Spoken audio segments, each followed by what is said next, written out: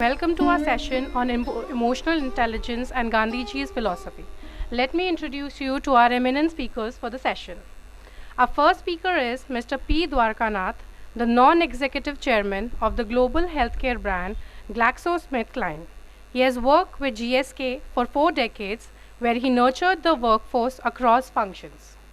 He has won several prestigious awards, such as the Pathfinders Award by the National Human Resource Development Network, HR Professional of the Year by Midday, and the Career Achievement Award by GSK International, Lifetime Achievement Award by Asia's Best Employer Brand Award, and Chairman's Award by Max India Group. Our second guest is Mr. Rahul Mishra. Rahul K. Mishra, a professor of strategy, completed his Master of International Business from Delhi University. With 22 years of teaching and academic administration, his research areas are strategies of innovation and emerging markets. He has conducted over 100 management development programs in the last 10 years and trained 3,000 middle to senior level executives.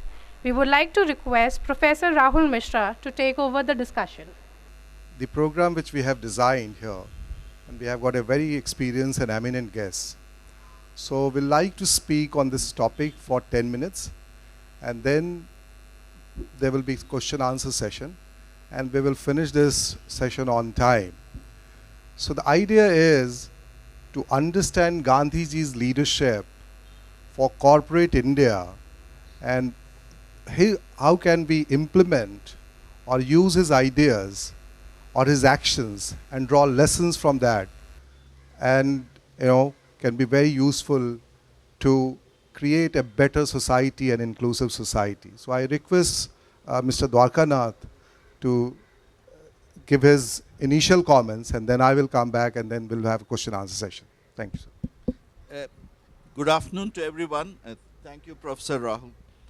I am not the most competent person to talk about it, but I will make an attempt, and no way I am an eminent speaker on this, because being in the corporate world for nearly 5 decades, we get used to some jargons, some concepts which we see, which we borrow from different parts of the world, mostly from US or a little bit from Japan. This is how I have been trained and brought up. But when a suggestion was made to me, more than a request, that would you like to participate in this, I said I accepted it, without realizing how difficult it is to talk on this subject, having used to talk about various other management theories and concepts. But I will make an attempt. And firstly, I am very pleased to see a audience, learned audience. Mainly we see one kind of gender, but I'm seeing a lot of other genders, which is as a general management student, I feel very heartening to note this. I think, when you're talking about this, let me just capture what has been said. The future depends on what you do today. That's what Gandhiji has said is true. We keep quoting Peter Drucker. We keep quoting Daniel Goleman for emotional intelligence. But we never talk about our great leaders, most inspirational leaders we ever had, not only for India, for the globe, for the entire country, entire world. It may be in South Africa, it may be in India, but what impact Gandhiji has left, I don't have to relate to that. But what is it? What are some of the key things when I was started analyzing about it? What are some of the key things, whether you are in a management student, whether you are in academics, whether you are in business, your trade or politics, what is universally the concepts which apply? Of course, he started with the non-violence, and what is it teaches? I think you can achieve many things in life, be it in the corporate world, be it in academic world, be it in social sector, provided you have this emotional intelligence. When we talk about emotional intelligence, if you go and ask for any management student or any business leader, he will talk about Daniel Goleman, and he will talk about self-awareness, self-regulation, and empathy, which is active listening, motivation, and social skills. But you know, if you try to see what did Gandhiji taught us, Gandhiji taught, be it in South Africa, be it in India, I think, look, you can have an objective. Objective here is to ultimately to get freedom for India, to maintain a dignity of labor, what he has done started in South Africa, to see that everyone should be treated equally, regardless of gender, sex, other factors.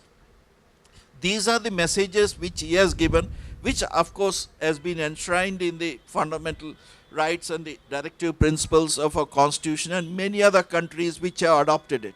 But I think, you know, if you see in any field which you are practicing or studying, when you talk about emotional intelligence, I just want to relate how I have used, without realizing what Gandhiji has said as a practice, which has become a concept today and has become a theory. It is very unfortunate we don't quote Gandhiji, but we took Daniel Goleman and others. But I think, to put it in a perspective, how it has been useful for me. Many cases, you know, when you do human relations, human resources, human capital, what you are called, basically if you have to put in one line, what do you do? This has happened to somebody who has gone to a church, a visitor. He saw the priest and he asked the priest, sir, I am from HR.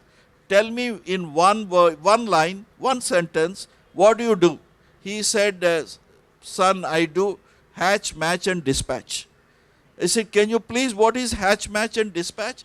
He said, if a young baby is born, I bless him. When two young people come to get married, I solemnize the wedding. And when somebody dies, I do the lost rites. So this is hatch, match and dispatch. I think, you know, it's very easy to say, but what is it in life when you're dealing with different kinds of people? How, you know, when you are in HR, you do hatch, match and dispatch. When you give a promotion letter, when you appoint somebody, it's great. People will be happy. You know, when you try to bring a teamwork and collaborative, there will be a lot of issues. Any team will not form in one day. They go to, you know, various stages. The most difficult stages is when there is a conflict. How do you do the conflict? You can take many steps. Those gone were the days with the demographic dividends and the technology and the kind of global competition you have. You can't just say, because I am the boss, you sit. Those days have gone. The A-squared syndrome, age and authority, will not hold good unless you have the capacity and capability to deal. This is where the Gandhiji's principle about how to bring that change. What are we talking about ultimately? How do you bring change and how do you resolve conflicts? You know, when you're talking about change, I just want to leave. Now we talk about change in technology. That is one aspect. But firstly, change in the mindset of the people. This is where the emotional intelligence and Gandhi's principles would apply. By persuasion, by having a target, that is to achieve a freedom. But how did you achieve? How could you face the mammoth British Empire to get a freedom when that would not be possible when they are using their muscle power? I know now today Britain is thinking about giving an apology for Jallianwala Bagh. Itself something attribute which has done, it took us 100 years. But you know, there is a realization. I think immediately people may react, I can finish you. But later may realize, okay, if you think about empathy, you talk about active listening, you change. Similarly, in the corporate world, when you're dealing with people, whether you're dealing with unions, which I applied many times, I think they provoke you, they threaten you, they violent you. I was garrowed many times, especially I've gone through the old age. Now, younger generation is much luckier, but there is no militancy. You can lose your shirt, or you can leave the job, or you can retaliate. The moment you retaliate, you are in more trouble.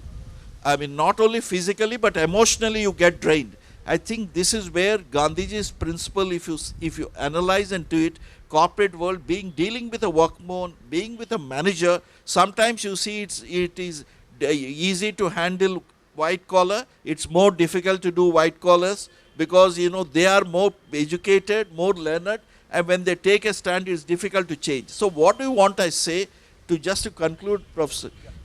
I said we are in a transition of change. Globe is a village.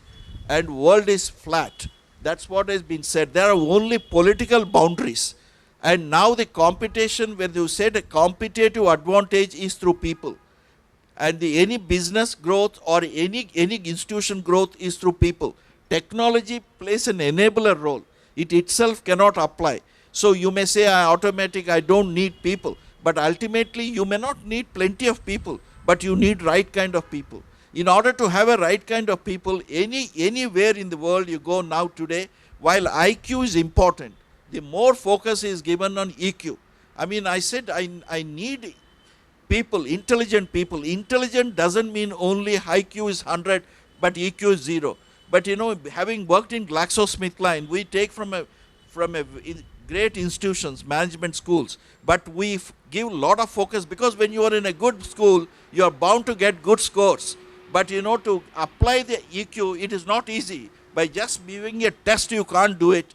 But you know, this is where the culture fit, where the country fit comes into play. So, change in mindset, this is where emotional intelligence plays a very important role. In the current era where we are competing globally, India is going to become the second biggest player in terms of growth by 2050, even going beyond the US and next to China. And there are young and dividend you have in terms of young people who are taking up senior positions. I think it's important, be it in any field, that emotional intelligence is important. Last, there is a difference. So far, India was going many years back, Hindu growth. Then we have become 7.3, 7.2, which is not easy to achieve, regardless of many things. But the fact is, would you like to do leapfrogging, or you want to do pole vaulting? That is what Marshalkar said. You don't no longer look for a leapfrogging, but you need to do the pole vaulting. That means no incremental growth, but substantial or a significant growth. If you want to achieve this, you want to be competitive in global environment, it's important that the social skills, especially the emotional intelligence, play a critical role in the modern world. It is not just for getting your freedom for India or for many other countries. It is not just following the fundamental principles and directive principles. More important is, how do you apply? It's very easy to say, but difficult to do it. This is where I just know. Thank you, sir. I'm going to make a short statement here, and then we'll take up questions, and I will also ask a lot of questions from sir, given his experience in the corporate. So I'm a student of Gandhiji's philosophy, and I'm also not an expert. And what we see when we read about him, that he was not a very charismatic person, not a brilliant of all persons available in those leaders. Muhammad Ali Jinnah was a bigger lawyer. Firoz Shah Mehta was the biggest lawyer in that point in time. He was not a great public speaker also. And yet he could command the respect, and he could be followed by the millions of the people across India. One of the key lessons which we can draw for the corporate, for our own life, is that the one sentence that he walked the talk. He was very credible when he says something because he implemented on him. If he says that I want to identify myself with the poor, I'm going to wear the same amount of clothes which an average Indian is wearing or is available to him. So we see that a leader who is identifying, I'm going to eat same amount of food which is available to average Indian at that point in time. I'm going to live with him. He goes to Champaran, stays with the farmers for 9 months. There is no shortcut in his strategy or in his way of doing, in his politics and his work. So one of the key lessons which we learn is that walking the talk, and that gives him great credibility among the people, among the masses who are illiterate. 90% of Indians were illiterate at that point in time. They were poor, and you are fighting the mightiest of the empire at that point in time, and in a peaceful way, in a non-violent way. So you had to have that credibility, and which he has. Most of the corporate leaders, or the founders, or all of us, You know, if we do not have that walking the talk kind of thing, we do not get that credibility and acceptance by the people. So this is one point. The second point I see from the Gandhiji's point of view, that he stood by his self-beliefs and values. There was no political ideology except, that we need to have Swaraj. But let's say that he stood for non-violence. Two incidents of the history. The one is that there was a civil disobedience movement, and there was a violence at Chauri Chaura near Gorakhpur. The policemen were burned, the Thana was burned by the people, and he stopped the movement. The whole Congress, all his associates were against that, but he stood by his own self-belief and his own values. He never compromised on that. That gives him enormous credibility among the masses. That here is a person who is courageous, unafraid of the consequences, and stand by his belief. And that's why, sometimes the famous, his poem was Ekla Chalore of Gurudev Rabindranath Tagore, that he was not afraid of remaining alone for his own self-belief and his own. When I look at, so going back to Daniel Goleman, emotional intelligence, the 5 parameters in which he says that self-awareness. So here is a leader whose life is an open book. He's open about his flaws, his weaknesses, his strengths. So here's a leader, he's very, very open, aware about that, and letting others know about it. And that gives him a lot of credibility among the followers, particularly those who were not so literate. They were looking for some guidance, looking for those people, those leaders who can guide with his example. The second is, Daniel Goleman says, self-regulation. And here's a Gandhiji, most of the people have said that he was a very disciplined person, rising at the same time in morning, going to sleep. He led very disciplined life, very well regulated. He raises the bar very high for all of us. And the third is, said Daniel Goleman, I'm trying to relate with emotional intelligence, is motivation. Here's a person who has led, he came back from South Africa in 1915. From 1915 to 1948, almost like, 35 years. Here's a person who is, despite failures, despite problems, look, why am I saying this? So if you go back 100 years back in India, India was a very, very poor country. 90% of people were illiterate. Also, we were divided by religion, caste, region, language. It was not easy to mobilize people for even one national goal. And he faced a lot of failures in between. And there was a person who was completely motivated. Even when India got independence, there was a riot, or riots were all around in Punjab, in Bengal, and others. He goes to Noakhali. He's not here in 15th of August, the biggest moment for his life, for all Indians. He was there in Noakhali talking about Hindu-Muslim unity and also a non-violence as a way forward. So he's highly motivated. He comes out highly motivated person. He writes, he edits 2 journals, Indian Opinion, Harijan, and then he almost writes 50,000 pages. Imagine, he's not a scholar, he's not an academic, but he does more to the cause. Writing everything, articulating his position, very motivated. And then you have 2 more points I want to consider, that apart from social skills and empathy.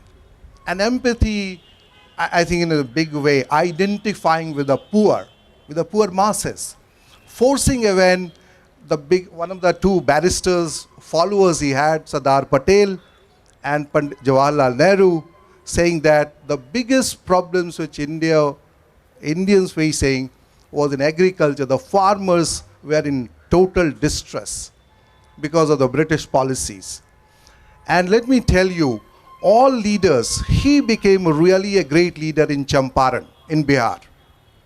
and following the cause of farmers. Sardar Patel took the cause of farmers in Bardoli, Gujarat, and Pandit Nehru took the cause of farmers in Awadh. He's the one leader who took Congress away from, in the big cities and the drawing rooms and the big lawyers to the villages of India, to 7 lakh or 8 lakh villages of India, and that's where the mass movement comes around. It will not happen if you do not have empathy for the poor, for the masses, and he could merge easily with that, and whenever he goes, all his cause, let me tell you, my last point, Swaraj was an important goal. He was a political leader, but let me also tell you, he had got a lot of social causes. Equality for women, bringing women to the public places, in politics. Then he had a cause for the untouchability, against untouchability, reforming Hinduism, about sanitation, about Swachhta. All these social issues, the social cause, he espoused to become, to make the society much better, much inclusive. So I think we find a huge amount of, he's not a brilliant person intellectually, though he is, but is a lot of emotional intelligence and walking the talk that made him, and that still makes him one of the most credible leaders which we have in our history. And I think that's where we see Gandhiji on that. Thank you. So we can start with a question answer. That's a better way. And we have got such an expert. I think people should ask about HR, about corporate. Feel free. Yeah, can sir. I ask? Yeah, please. You want to make some Yeah, comment? no, I'm just commenting on one thing which you said it. Yeah. I would suggest, if you've not read a book, read a book, Good to Great by Jim Collins. Yes. And if you read, there are level 5 leadership. Yes. A leader, in my sense, a leader is one. We are talking about Gandhiji, who is an inspirational leader. He's a role model, not only for this country, for the world at large. But fundamentally, one thing what Jim Collins said was level 5. I think Professor has touched very rightly. He's not a charismatic leader the way you look for someone else, right? But he's the most inspiring and effective leader. How did it happen? I think, just to build on what he has said, there are two things which level 5 leaders, if you see level 5 leaders, there are different kinds. I don't want to get into it, but what is relevant here is level 5 leader is the top leaders. He is Good to Great book. He has done an active research. Jim Collins identified 15 top leaders based on their performance and based on their EQ. The EQ he talked about was Humility. personal humility, professional will. Yep. Professional will in case of Gandhiji is to attain Swaraj. Yes. And you see, personal humility helped him to achieve. It is not that rank is important. He never held any position. Yeah. Positional authority versus personal influence. Many people get carried away because they have a position. When they do not have a position, how many people will look at them? Hardly anyone connect. I think the hallmark of a good leader is, even if you are not holding a position, you are able to attract people who come and ask you, solicit your advice, seek your guidance, rather than because when you are a manager or a leader, politically or otherwise, you come to us. That is one thing, we have to learn. Many people, when the success go to the head in any service, either social service or academics or corporate or politics, success go to their bed, they behave differently. Here it is a person who demonstrated that personal will, and humility to execute the best actions which you could get in the interest of the country. So it's always important. A leader doesn't mean you need to hold a position of authority, but you have to draw that influence where people, by virtue of his credibility. This is what I just want to add. Yeah. So can I start the question answer, or anybody has any question, or should I take first? Yeah. Yeah. Gandhiji was a barrister, Yeah. a lawyer, Yeah. and Sardar Patel as well as Jawaharlal Nehru ji, they were also lawyers. Yes. Gandhiji himself had been in jails for a large number of years. Yep. He had been in jails in different parts of the country. He had been produced before different magistrates relating to different cases, basically of sedition, etc. Yes. But in spite of that he had been in jails, he had never tried to make any substantial or very important contribution towards judicial reforms. He had not made any contribution so far as I am knowledgeable. Of course, my knowledge is not much. That is how to reform the prisons. What could be done for the reforms of the prisoners or the families of the prisoners, or maybe the victims of the crime or families of the victims. And then above all, what is there about the criminal judicial system, the same thing which the English people had started 150 years back, and which was very much in the knowledge of Gandhiji. He has not done much, and unfortunately we are suffering even today. The criminal procedure code, the laws are continuing almost the same as it is. Okay. In fact, if you'll kindly, I'll just take a minute. Okay. Article 21, that is in 1947 when we became independent. In 1952, we were given constitution. In constitution also, the personal liberty was given as a very important fundamental right. Yes. But on the ground, whether there was any personal liberty, no, absolutely zero. The criminal procedure code had been continuing the same, which it was in 1898, even till today, almost the same thing. Right of the police to arrest and right of the or the discretion of the judiciary to give him bail or not, they are absolutely the same. Okay. One, just the last one, please. Okay. Secondly, how about the poor man? Okay. People are rich. People are poor. Now, what Gandhiji has done so far as law is concerned to give any specific relief or any specific changes so that the law or the judicial system can be made a little more palatable to the... Sure, sir. Thank you very yes. much. I Yes. got your point. Yes. Thank you very much. Incidentally, I am also a lawyer and I practice in the High Court. But I understand what you're saying. I think I'm talking as a management student. I'm talking as a management student. I want to emphasize just on that. I think, in management you say half glass is full, half glass is empty. I think, I'm not commenting on what you said. You may have your perspective. I do not have any intention to debate on this. But, to put it on the perspective for everyone, I think, in management you say focus on big things first. I think how many years it took us to get independence and who are the key driver and inspiration person to make it happen. Yeah. He talked about cooperation, you see Dandi March and many other Yes, things which yes. they have done. Yeah. No one person can do it without the strength of the team. Yes. He rallied around the team for one cause. The biggest cause, biggest target, if I say in the corporate world, is to achieve what? Swaraj at that time. Yep. It is a national congress or whoever it is, freedom fight, they're doing. First, to achieve congress. Next, what you are saying, whether judicial reforms or prisonry reforms or liberty of rights, these are the consequential actions which the future leaders should have been done post-independence. When did he die? We got independence on 15th August and he expired within 6 months. So it is not fair, from my personal view, to blame Gandhi. You are responsible for not bringing prisons reform. You are responsible not bringing for judicial reforms. If you have to ask, you have to ask all the leaders who have led us in last 70 years. You have taken 70 years and how many constitutional amendments you have done? You are talking about amendment. But judicial reforms, let me give you one. What is A.K. Gopalan's case? It's a famous case in Article 21, only liberty. So it is not that you read Article 14, you read Article 16. What is this? Article 19.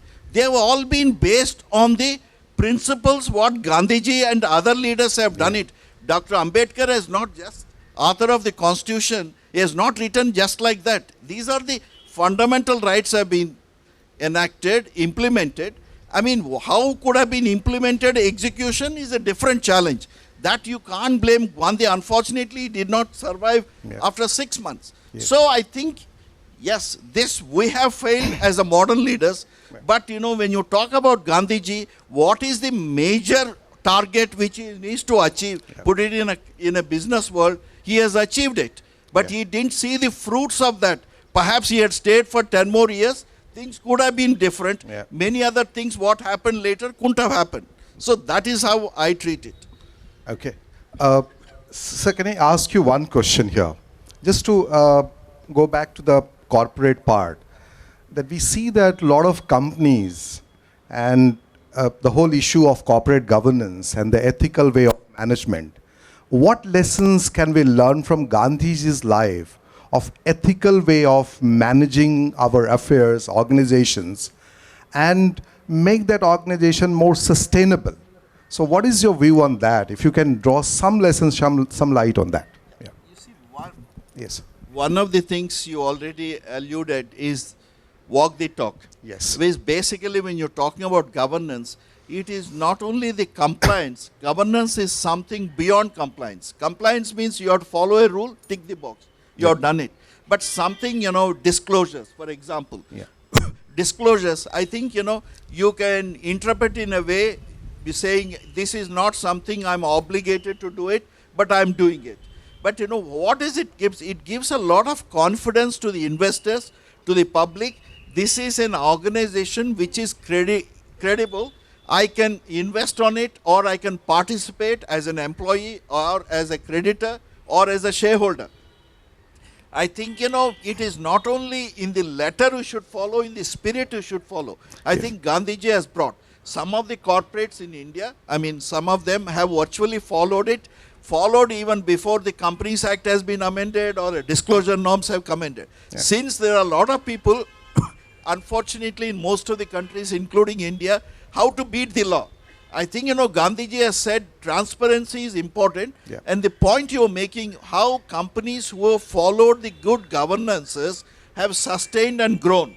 Yes. And it created an institution building rather than running a commercial organization. Yes. That is where, the governance, what you see today, which has seen through after many scams, Yes. what happened in India, whether be it Sachem or be it globally, Enron, world.com, Yeah.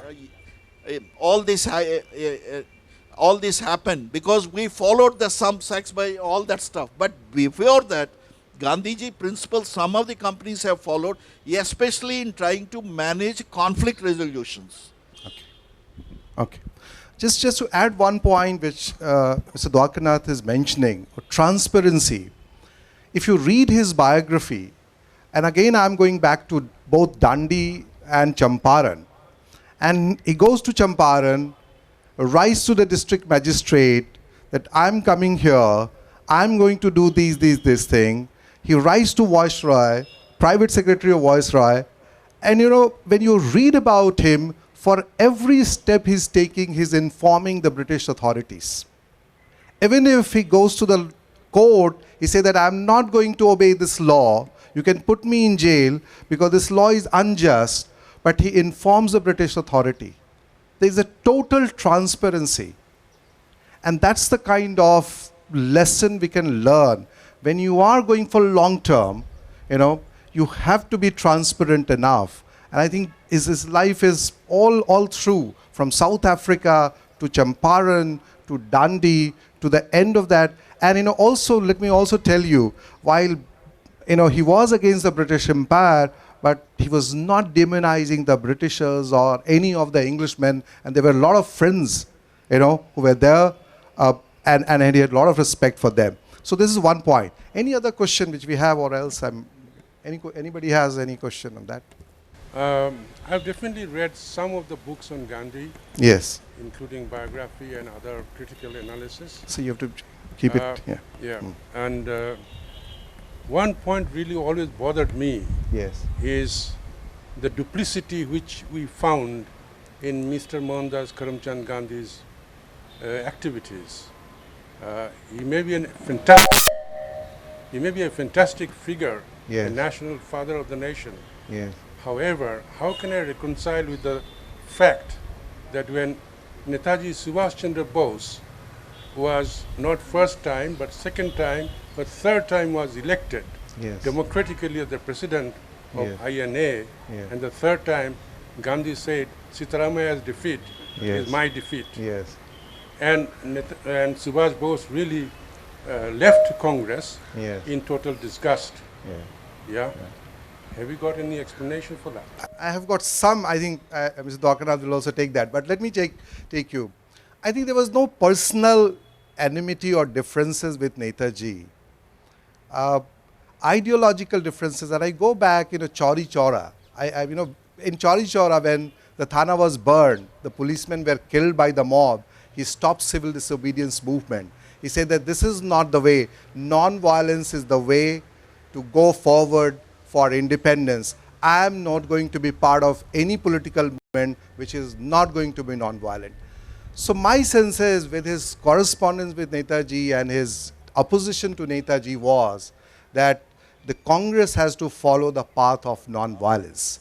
And Netaji, despite being a great leader, patriot, and greatest leaders we have, I think he was not willing at that point in time. And I think that was a very ideological difference. And let me also tell you, when Netaji comes near Rangoon or Singapore, and the INA was almost to enter in Indian territory, he addresses Mahatma Gandhi as a father of the nation. So there was a lot of respect between both of them, but it was the ideological difference that took, him apart from Netaji. So I think that was, and he was, Gandhiji from South Africa till his death, he was not willing to compromise on his strong, values and beliefs. And you take it, accept it, or whatever he was not willing to compromise on that with anyone. In fact, let me also tell you, with his correspondence with Pandit Nehru on the issue of industrialization, issue of Gram Swaraj, there is a point he says that if you are so different from me, from my ideas, you go public. We need to be, publicly differ with this issue. So my reading, my understanding is that he was taking, on certain issues, he was taking some very strong position, and be it whoever that is. So that even in his own family, his eldest son did not agree to many of his ideas. But so be it. Thank you. Sir, you. See, you have summed it up extremely well. The only concept you see, I think, you can see it from a slightly different perspective. Today's politicians or leaders would not tolerate any opposition, and number one, and become very vindictive. Any party, I just don't want to get into specifics. You are in the opposition, next day you are in the ruling, you just try to fix the opposition. And when you are in, and vice versa. And, all this will start. But, you can different in ideology. If you see in the earlier world, in the corporate world also, there used to be a lot of respect for the competitors. And a stage has come, I need to say, I think, important, this is where you can compete well, healthy competition, healthy difference in ideology, healthy debate and dissent should be accepted. But you can't agree in private or differ in public, or agree in public and private differently and keep on cribbing about it, which happens most of the time. Hum kya kare, boss ne bol diya, hum kar diya. So which is not right. But I think Gandhiji had a different ideology, as he said, Mr. Subhash Bose, he had it, but they had a mutual respect. If you ask me, there was a lot of difference between Gandhiji and Jawaharlal Nehruji, also many aspects, including on the partition. But he went the way. That is the leadership. He never took a stand. How dare you are to say? You could have said it. You could have created a different history. But I think this is where the tolerance, when you have, if you say dissent, the active listening comes into play. Ultimately, it's the people who have to decide, or sometimes leader has to take a call. That's how I put it. So tone at the top in a transparent world is also important. If you want to be transparent, is not just to walk the talk at other levels, but it should start from the top. This is where the culture of inclusiveness comes into play. So can I ask you one more question? Yeah. He had a very close relationship with a lot of industrialists. Is one of the financiers or biggest supporters were Ghanshyam Das Birla. Then another close associate, Jamna Lal Bajaj. Then you have got many other industrialists who are very, very close Even to Gandhiji. JRD. And yeah. So And despite and Sarabhai and the whole Yeah. Sarabhai family, but despite all that, here's a person who's fighting for the poor, fighting for the worker, fighting for the underprivileged, and is still being friends with the topmost and dustless of the country. Where do you, do you see any contradiction, or where do you see reconciliation between his both points and that? So Yeah. I do not see any contradictions. Yeah. Actually, it's good to deal with different. Then you have a very diverse teams. Yeah. You know, if you have a view whether I'm a socialist, you are a capitalist, it's one aspect.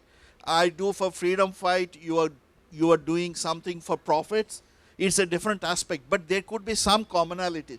This is where you see whether the Bajaj or Birlas or anyone contributed to the Indian economy Yes. in terms of the collaborative approach. And one principle which has been evolved, which we did not touch upon, when you raised this question, it occurred to me, trusteeship.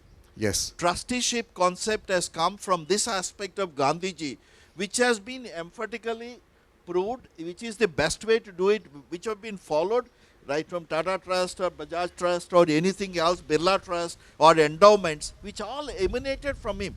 If you really do a lot of research, somehow, it's not been given that sort of attention to India. We talked about Druckers and CSR, Goldman's yeah. and CS. Yeah. Even if you CSR concept itself is coming from there, Yeah. which has created this sort of a situation. So I think there are a lot of learnings, be it academic world, be it corporate world, be it social sector, can emulate and follow from this.